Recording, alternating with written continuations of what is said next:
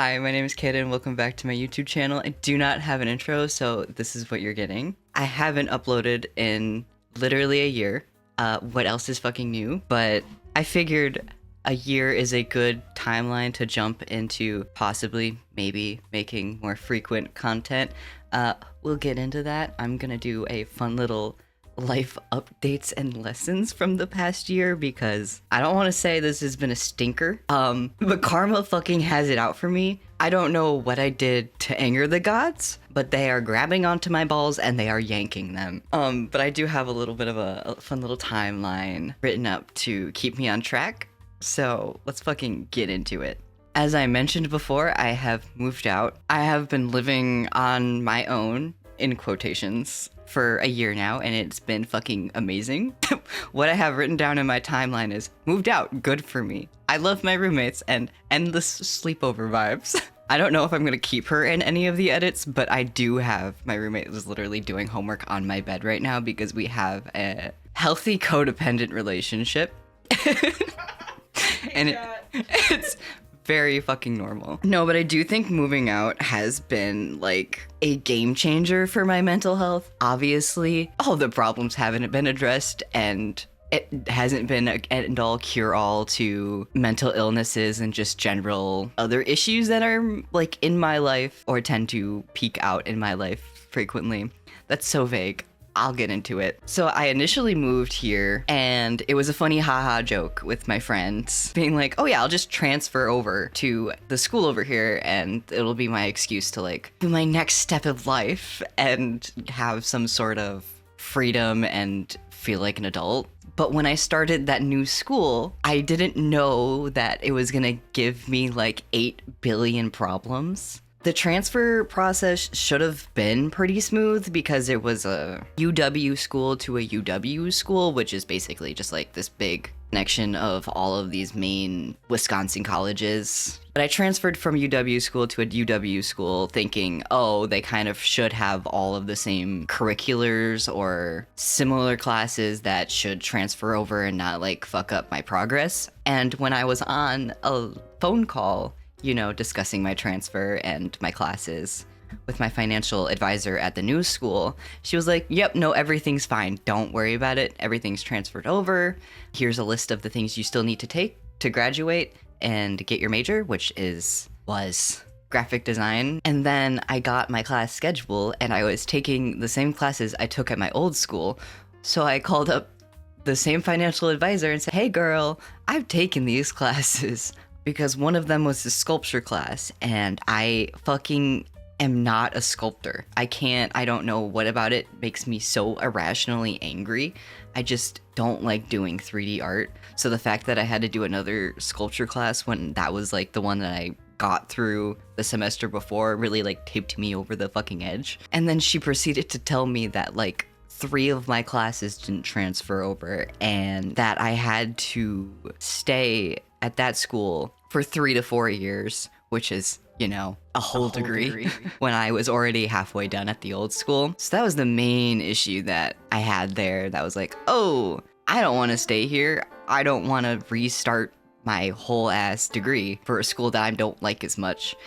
Because also, their financial aid system was completely different. I don't know why, but at my old school, I didn't have to like worry about paying. Small campus, like not a big school. I probably had like 20 people in the class and it was chill and that's why I liked it. But something at this one, I had to bring so many other documents and stuff and I had to claim my stepdad at one point, who makes more money than my mom. And wah, they gave me like not even half of what the other school was giving me. So that, with my already existing mental health problems that are slewing and gaining consciousness. Why do I syntax the way I syntax? So I was already dealing with a huge lack of motivation and like college in general was like obviously a lot more freedom and I am very good when I'm in a schedule, but if you give me lack of structure, I will find any way to not do anything. I was missing a lot of classes anyways, just because like I didn't want to go. I was finding very little motivation to go, and why would I pay for something that I don't want to go to? and I'm not going to, and also that I have to restart. And on a random Tuesday afternoon, I decided that I was going to take a break from college to figure out my shit. So I think I dropped out, in quotations. I do plan on going back and getting a degree, but we're working through some things, which sounds like an excuse, but holy shit. I'm kind of done downplaying the weirdness that is going on in my head.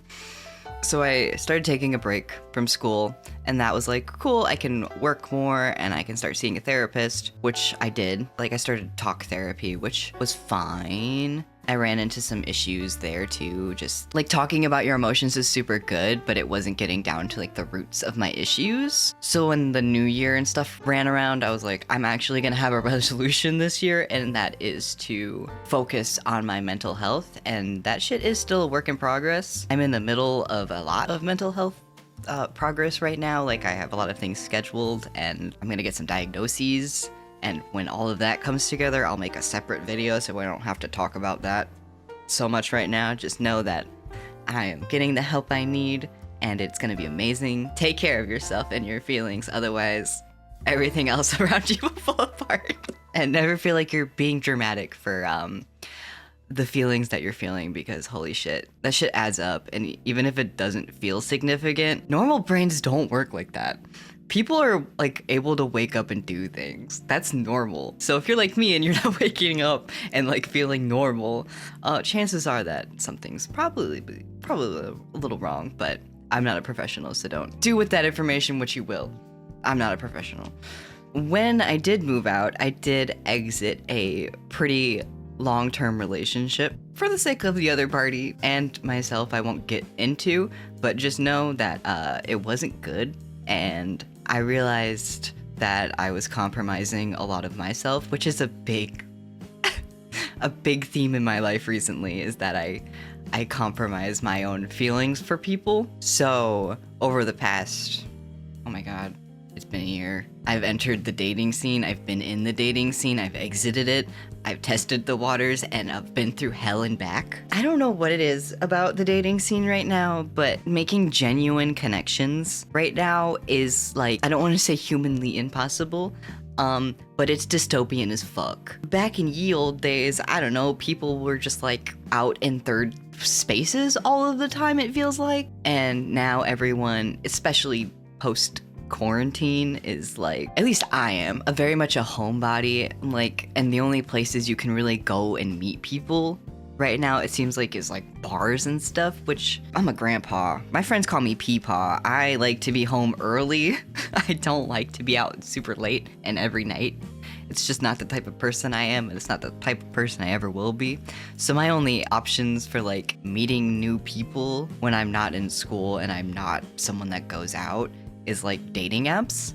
And that's a different particular hellscape. The ones that I primarily were using was Bumble and Hinge. I think I had I don't want to say the best luck with Bumble, but that's where I met the most people in the real world.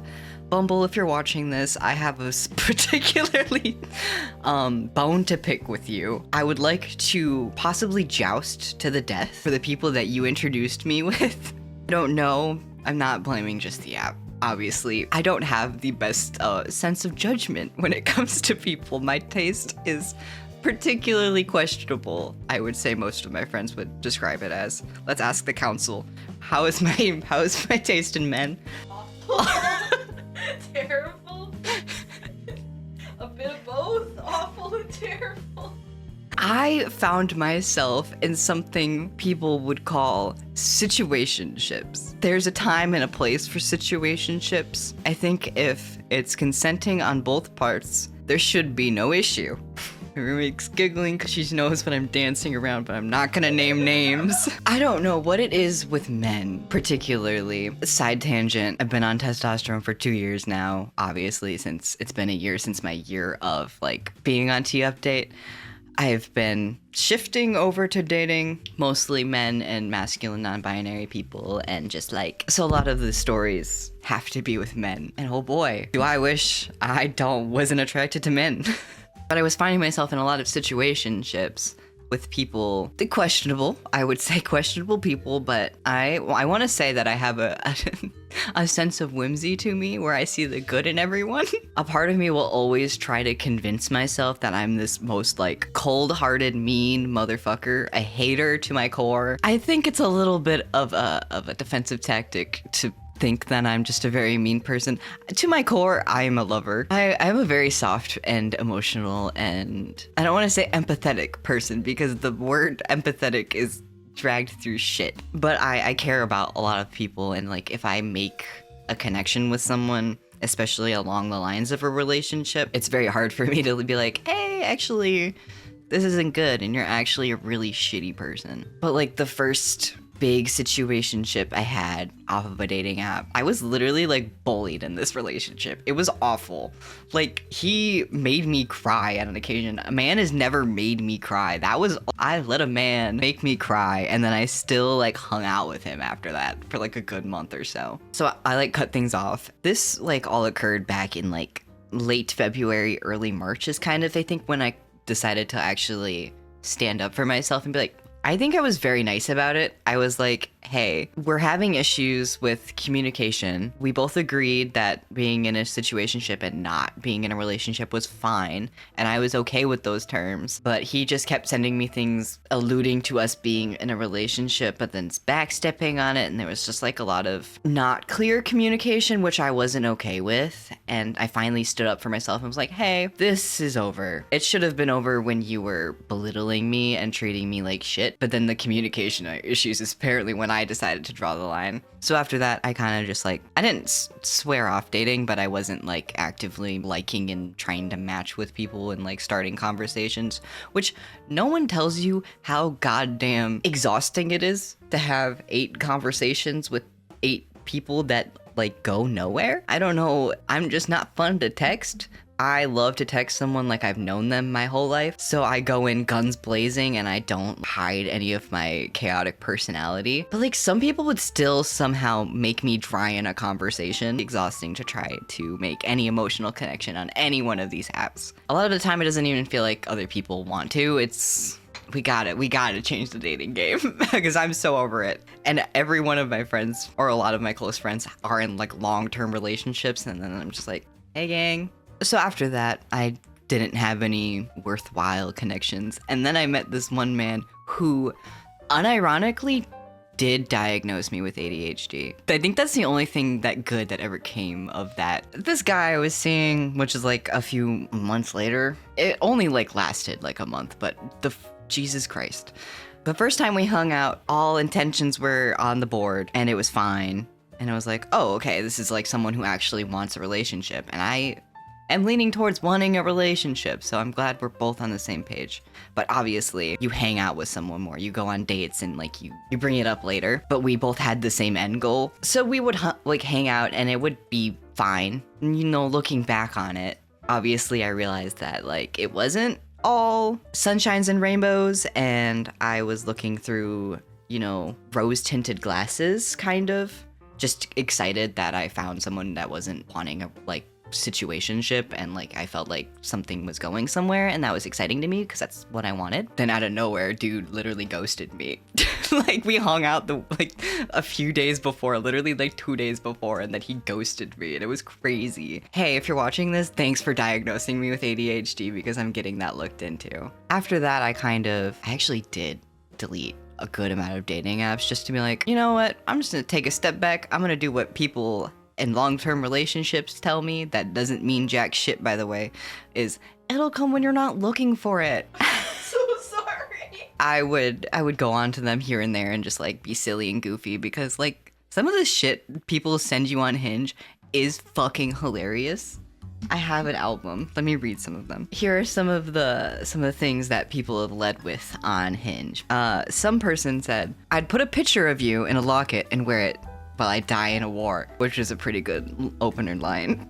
And some of them are also just a little unnerving to a non-binary person because I guess some people don't know we exist still. So one of the prompts on my profile for a long time was, you cannot date me if you're not gay. And this got a lot of men questioning here and there. Like, I think this is one of the craziest responses to that one is, I don't care if you're a boy or a girl because you are like a fairy that appears in a dream. What the fuck does that mean? But yeah, I would still be on the apps and just kind of interact with people I found cute and interesting and that would lead with some unhinged shit here and there. And that's where I'm at now. I'm still pretty hands off with it all, and I'm here for the vibes, and I'm hanging out with people that I think are cool, but I can only focus on one person at a time, so congratulations to the person who has my focus right now. Other than dealing with the hypocrisy and the idiocy of the general population of man, I've been dealing with car issues. My beloved 2004 Toyota Camry that I deemed to be named Busty when I was 17 years old finally croaked like a few months ago, maybe even like a month ago or 2 months ago. That car had over 300,000 miles on it, so I saw it coming, and I've known that I was going to need to get a new car within the year or so. So when it started leaking gas all over the apartment complex's parking lot, I decided, hey, it's time for me to get that new car. Lovely enough, my stepdad foresaw my car's future demise and decided to purchase a Honda Civic for when it was going to inevitably collapse. So thankfully I didn't have to go through all of the trouble of finding a new car and like taking out a loan and purchasing it. I was able to just be like, can I start a payment plan to pay you off for that car? And can you please take this leaky boy from me? But yeah, it went very smooth. Within the day, the car's title was changed into my name because my mom's a kick-ass insurance agent, and I was able to just go down there and get it and be like, hey, this is what I'm gonna pay you each month until it's paid off. Amazing. So this is the first car I'm like technically like paying for, but obviously I had a lot of help from my parents because I am still 21 and scared of the real world. But that's not the main issue with this car. It runs fine, everything's fine with it, but I don't know what about it is a magnet. The first week I had the car, I went to Trader Joe's because that's where I do my grocery shopping because I'm a raging homosexual. I was turning into a parking spot and I got backed into. Luckily, it wasn't anything serious and it was just like minor cosmetic damage and a little bit of like the car's right bumper is kind of like caved in and it makes a weird noise when I turn. But then a week or two after that, one of my sister's friends jumped onto the back of my car and shattered the windshield, the entire back windshield, which also is just not super serious, but just enough to be like, hey guys, hey gang, hey chat, I just got this car and I don't want to like have an issue with it every week. That would be so cool. Luckily with that, I was able to just file a claim and get it fixed within like the week or whatever, but obviously still a headache and something I didn't want to deal with. The latest endeavor with this car, who I have named Bumper because it has so many bumper issues now. This next incident really hammered in her name. I had a few concerts planned a few weeks ago, and one of them I left my car at a friend's house and we just drove to said concert location. And after the concert, it was probably like 11 o'clock and we were like an hour away. His dad texted him and said, hey, I backed into your friend's car. Sorry. So that marks 3 car problems in the span of like 2 months at most. My car is drivable. It's just stressful to be in because I don't know what attracts all of this issue to it. But yeah, along with car issues, yeah, work has also been giving me issues. I've been at the same cafe for like 3-ish years now, and it's a very easy, chill job. I love all the people I work with. It's just obviously when you're at a place for so long, a lot of little things build up and it just kind of becomes a little bit of a headache to get through. The same issue I was having with school is that I'm just mentally drained when I'm there and I am burnt out, and like obviously no one wants to go to work. It's getting to a point where it's kind of like crippling, and I shouldn't have to build up so much mental energy to do something that is super easy to do and something that I know I like to do. It's just obviously underlying mental health issues that I'm obviously working through, but management issues, and right now I'm on a fun little leave of absence while I was working to deal with a lot of stuff because I had an anxiety attack when I was there. And they were still asking me if I was gonna go in and close. So that's kind of where I drew the line, and I was like, this place doesn't care about me right now enough to risk anything for them or like try to make things more convenient for them while risking my own health. So a lot of this year has been me trying to prioritize myself through a lot of trial and error, but slowly getting there. And I want to say that so far, achieving my main New Year's resolution of focusing and like trying to better my mental health, I just didn't fully expect it to take so long to kind of get it all worked out. Obviously, I know that it wasn't going to be like you have one therapy session and you're cured, but I realized I was ignoring a lot more things than I thought I was, undermining and minimizing a lot of my issues and feeling bad about it and putting other people before myself, to the point where now it's like built up so much that it's like, oh yeah, no, you're not crazy, you're just a crazy people pleaser. So now I'm gonna put more energy into things that I like doing. So I'm gonna hopefully try to make more videos. You know, just do my own little thing while I work things out and share my life on the internet more, because I love doing that. I love oversharing my life online and me oversharing my experiences and like growing up, basically like growing up online, especially as a trans person and as someone who is neurodivergent, just kind of like helps people navigate their own lives, because God, this shit is complicated and it's going to continue to be more complicated. And I want to say having a support group and like having people you can go and talk to about these issues is super important. I was a big mega self-isolator in high school and when I lived at home, and I want to say like the biggest thing about moving out was like actually having a community and friends and loved ones around me that I know care about me. And it's very lovely and a lot more easy to tackle with that type of support system, to seek out help, and it's okay to focus on yourself and prioritize yourself.